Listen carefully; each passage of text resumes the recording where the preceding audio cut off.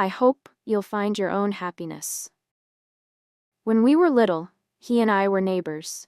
We met when we were just 6 years old, growing up together in a small alley filled with childhood memories. His house was right at the entrance of the alley, while mine was deeper inside.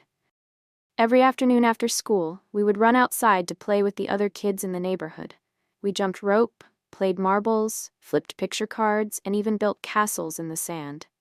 On rainy days, we would fold paper boats and watch them float down the stream, imagining they were embarking on some grand adventure. I still vividly remember the day he gave me a small handmade necklace made of tiny blue stones he had picked up from an empty lot. He told me it was a lucky charm to protect me. At the time, I didn't understand much, but I was happy because it was such a special gift. As time passed, we grew older, went to the same school, walked home together, and shared our daily lives. Our childhood friendship gradually blossomed into love without us even realizing it.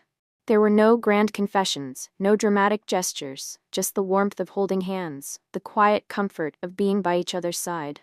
That was the purest, most innocent love I ever had. On the last day of high school, under the big old flame tree near the school gate, he kissed me for the first time. The wind blew, sending bright red petals drifting all around us, as if they were saying farewell to our school days and blessing our love. In that moment, I truly believed we would be together forever. But life is never as simple and beautiful as the fairy tales we used to dream of. When we stepped into college, our paths began to diverge. He pursued engineering and planned to build a career in Hanoi, while I studied education, following my dream of becoming a teacher in our hometown. Just as my family had always wanted, we tried to hold on to our love despite the distance. There were late-night phone calls, heartfelt text messages, and words of encouragement. But time, responsibilities, and life's pressures slowly created a gap between us. He was constantly traveling for work, one day in the mountains, the next by the sea. Meanwhile, I was buried in books and teaching internships. Every time he called, I could hear the exhaustion in his voice, the loneliness in his words. I wanted to be there for him, but reality wouldn't allow it. Then, 2 summers ago, he came back to visit. We walked through our old alley, revisiting the places where we had made so many memories. But this time, something was different.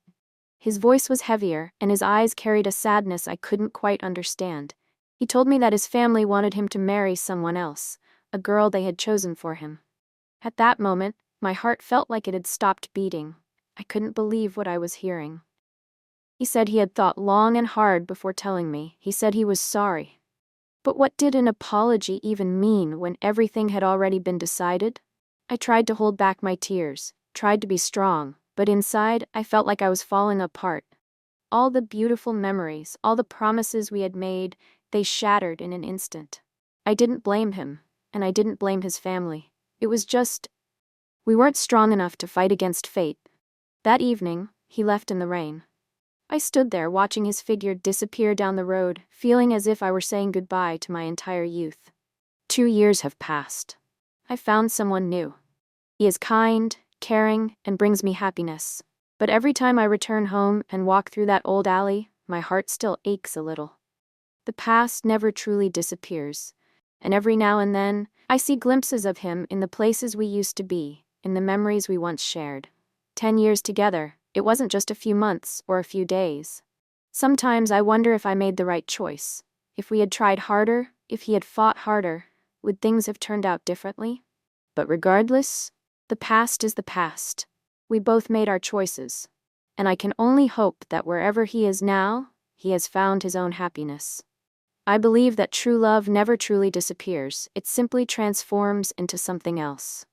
Even though we are no longer part of each other's lives, I hope that we will always cherish the memories of our time together, from when we were just 2 innocent children to the moment we said goodbye. In the end, all I want to say is, I hope you'll find your own happiness,